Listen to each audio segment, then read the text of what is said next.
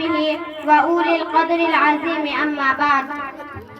سامعات جلسہ میرے اس وقت کی گفتگو کا موضوع سیرت نبوی اور فلاح انسانیت ہے. یہ موضوع اس قدر وسیع ہے کہ سمجھ میں نہیں آتا اس مختصر سے وقت میں کہاں سے بات شروع کر کے کہاں پہ ختم کی جائے.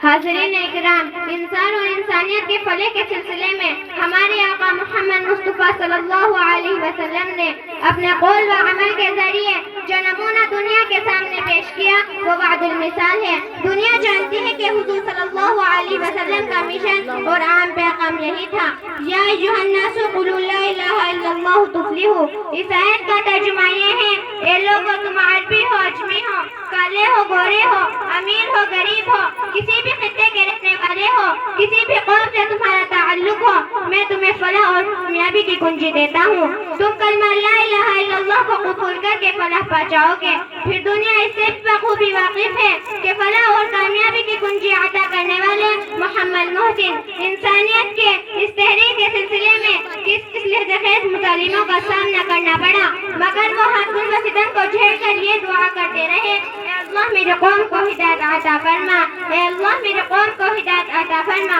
ان کی فکر مندی اور پریشان حالی کو دیکھ کر خود خالق کائنات کو یہ کہنا پڑا، اے پیارے نبی، کیا آپ ان کی فکر میں اپنے آپ کو ہلاک کر دیں گے؟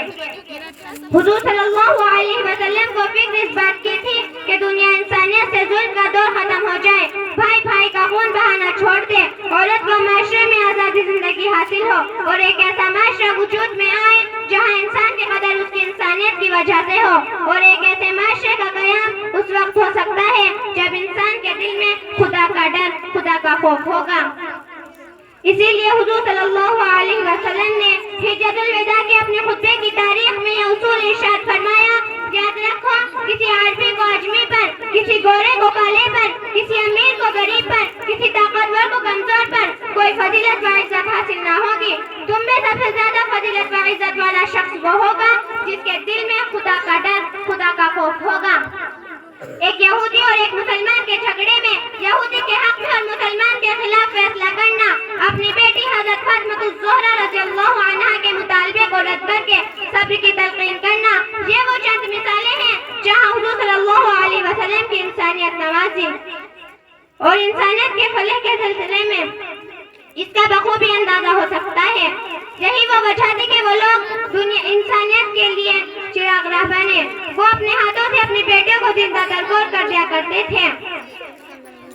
سواری پر سوار ہو کر آئے تو آپ صلی اللہ علیہ وسلم کی دور سے نظر پڑی تو آپ صلی اللہ علیہ وسلم یہ کہتے ہوئے لپکے، مرحبا بالراکب المہاجری، اے مہاجر تیرا آنا مبارک ہو.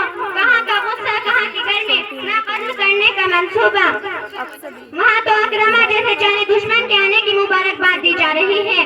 پھر کیا ہوا؟ پھر وہی ہوا جو ہونا چاہیے تھا. اکرما حضور صلی اللہ علیہ وسلم کے قدموں پر گر پڑے اور عہد کیا، اب تو مٹ جائیں گے بس تیرے نام پہ سوچا ہے میں نے، اب تو مٹ جائیں گے بس تیرے نام پہ سوچا ہے میں نے. درد مندان محبت کا طریقہ ہی یہی ہے. معززین حاضرین، انسان اور ان چند مثالوں کے ذریعے اب تک آپ نے یہ اندازہ کر لیا ہوگا کہ آپ صلی اللہ علیہ وسلم کی رحمت کا کیا عالم تھا. آپ صلی اللہ علیہ وسلم کی رحمت اپنے بیگانوں، دوستوں، دشمنوں کی تمیز کے لیے عام تھی.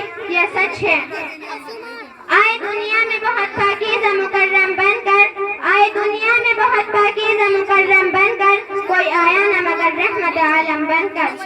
واخر الدعوانا الحمد للہ رب العالمین. السلام علیکم ورحمۃ اللہ وبرکاتہ.